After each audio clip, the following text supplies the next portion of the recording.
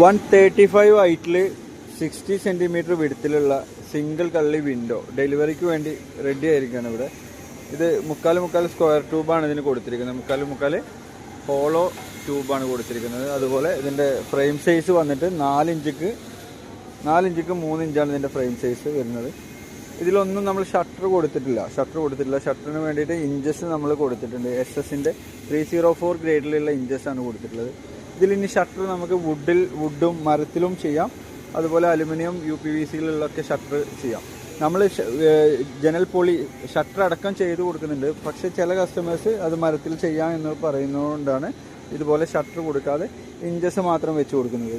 ഇത് complete 7 window ആണ് ഇവിടെ ഉള്ളത്.